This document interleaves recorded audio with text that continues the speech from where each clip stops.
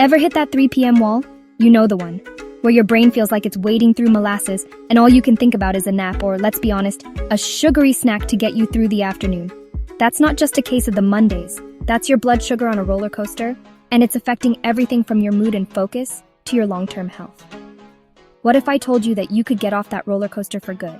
It's not about some extreme, unsustainable diet or a magic pill. It's about building a lifestyle, one simple habit at a time, to achieve what I call blood sugar zen. Today, we're going to break down 8 powerful, science-backed habits that you can start implementing right now. These aren't just theories, they're practical, actionable steps that will help you manage your blood sugar, boost your energy, and protect your health for the long haul. We'll look at everything from what you eat to how you move, sleep, and even think. This isn't about deprivation or perfection. It's about making smart, informed choices that work for your body and your life. It's about understanding the why behind the what, so these changes stick. And here's the most important part. This isn't just for people who already have blood sugar issues. This is for everyone. Because managing your health isn't about waiting for a problem to show up and then fixing it. It's about being proactive. It's about building a foundation of wellness so strong that you avoid the problems in the first place. You wouldn't wait for your car to break down on the highway before you get an oil change, right? Your body deserves that same level of care. Let's get into it, because true health isn't about a quick fix. Prevention is the real flex. All right, let's start with the most powerful tool you have, your fork. The concept of a low glycemic diet sounds complicated, but it's incredibly simple. It's about choosing foods that don't send your blood sugar on that wild roller coaster ride. Think of it this way: highly processed white carbs, like white bread, pasta, and sugary cereals, are like throwing gasoline on a fire. They burn fast, spike your sugar, and leave you crashing. Instead, we want to build a slow-burning fire with whole foods. I'm talking about complex carbohydrates like quinoa, barley, and steel-cut oats, along with fiber-rich vegetables, lean proteins, and healthy fats. These foods release glucose into your bloodstream slowly and steadily, giving you sustained energy. Now, while we focus on modern science, it's also smart to look at wisdom that stood the test of time. In traditional Ayurvedic practices, for instance, certain foods have been used for centuries to support metabolic health. Things like bitter melon, known for its insulin-like properties, and fenugreek seeds, which can help slow the absorption of sugars in the stomach, are great examples. You don't have to overhaul your entire diet overnight. Start by making one simple swap. Trade your white rice for brown rice or quinoa. Ditch the sugary soda for water. It's about progress, not perfection. Your plate is your first line of defense. Let's talk about movement. Your pancreas, the organ responsible for producing insulin, gets lazy when you get lazy. When you're sedentary, your cells become less responsive to insulin, a condition known as insulin resistance. This means your pancreas has to work overtime, pumping out more and more insulin to get the job done, which can eventually lead to burnout. But here's the good news. Exercise is the single best way to wake up those cells and make them more sensitive to insulin. You don't have to become a marathon runner or a bodybuilder. Consistency is far more important than intensity. The goal is to weave movement into the fabric of your day. One of the most effective strategies is a simple 10 to 15-minute walk after your meals. This helps your muscles soak up the glucose from your bloodstream right when it's entering, blunting the post-meal spike. Beyond that, find something you actually enjoy.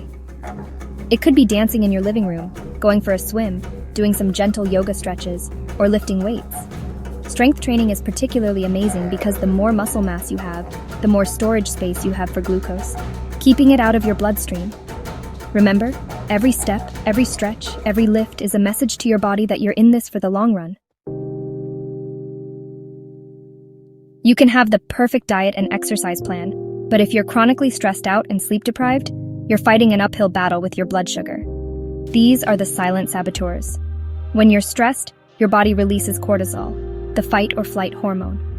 Cortisol's job is to give you a quick burst of energy to deal with a threat, and it does this by telling your liver to dump glucose into your bloodstream. That's great if you're running from a tiger, but not so great when the threat is a stressful work email at 10 p.m. Chronic stress means chronically elevated cortisol, and therefore, chronically elevated blood sugar. This is where mindfulness comes in. You need to actively manage your stress. This could be through meditation. Even 5 minutes a day can make a huge difference. Deep breathing exercises, yoga, or just spending time in nature. And this ties directly into sleep. Poor sleep is a major physiological stressor. Just one night of bad sleep can impair your insulin sensitivity the next day. Aim for a solid 7 to 8 hours of quality, uninterrupted sleep per night. Create a relaxing bedtime routine, turn off screens an hour before bed, and make your bedroom a dark, cool sanctuary for rest. Your blood sugar and your brain will thank you. Now let's talk about you eat, not just you eat. Intermittent fasting has become a huge buzzword, and honestly, for good reason.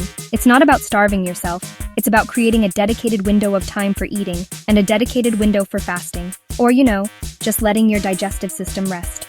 The most common approach is the 16-8 method, where you fast for 16 hours and eat within an 8-hour window. For example, eating only between noon and 8 p.m. A gentler approach that's still very effective is 14-10.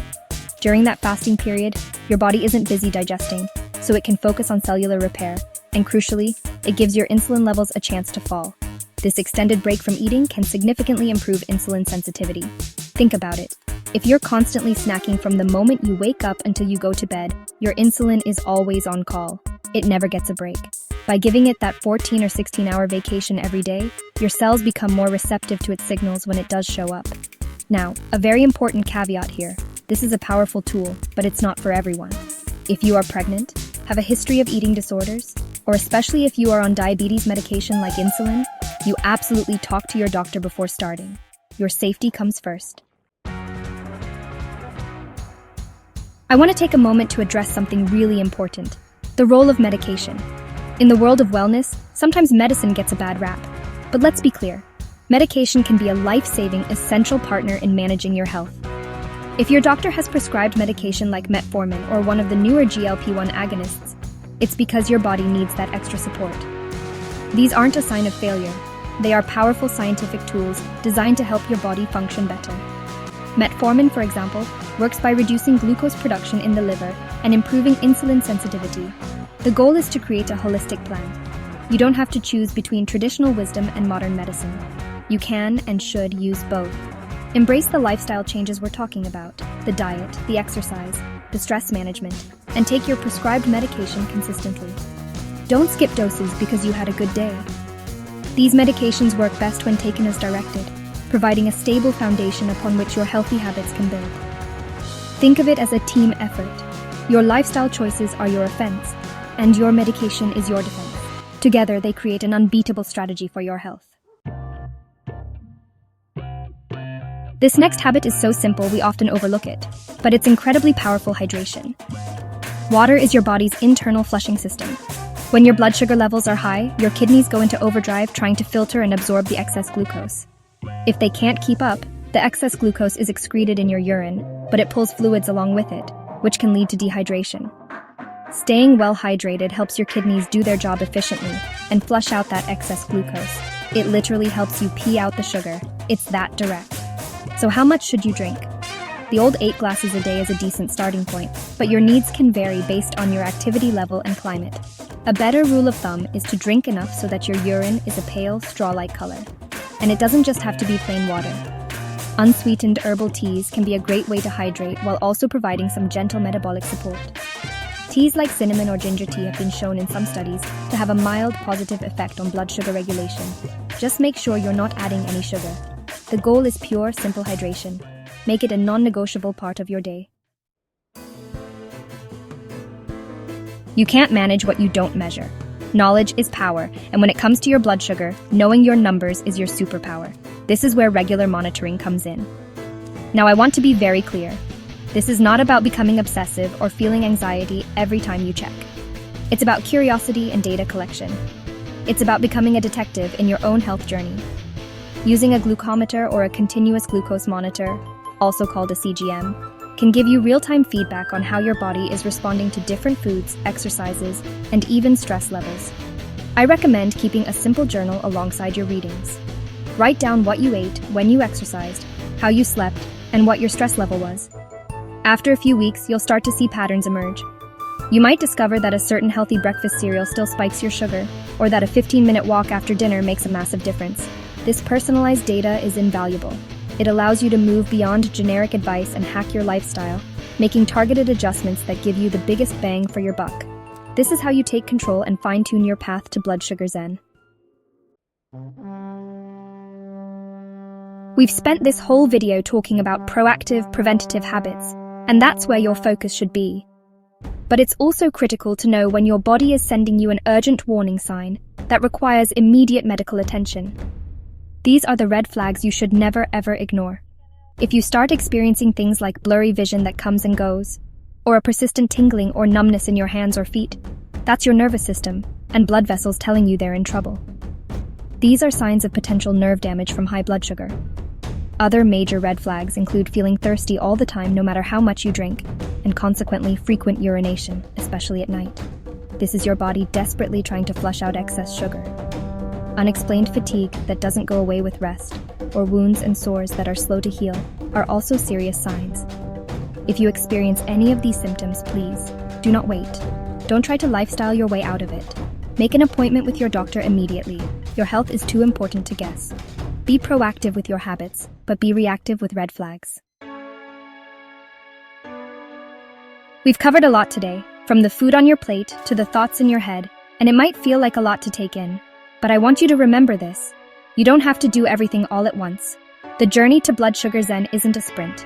It's a marathon built on small, consistent steps. Pick one thing from this video that resonated with you. Just one. Maybe it's swapping your morning juice for a glass of water, or adding a 10-minute walk after lunch. Start there. Master that one habit. Feel the positive effects, and then add another. Small changes, when compounded over time, lead to massive, life-changing results. This information is too important to keep to yourself. If you found this video helpful, please share it with one person in your life who you think could benefit from it. A friend, a family member, a coworker. We're all in this together, and by spreading knowledge, we can empower our entire community to live healthier, more vibrant lives. Managing your blood sugar is one of the single most impactful things you can do for your long-term health, protecting your heart, your brain, your kidneys, and your energy for decades to come. This is the ultimate investment in yourself. Every healthy meal, every walk, every good night's sleep is a deposit into your future health bank. It's about showing up for the person you want to be in 5, 10, and 50 years from now. Thank you so much for watching and for taking this step for your health. Stay curious, stay well, and remember, your future self will thank you.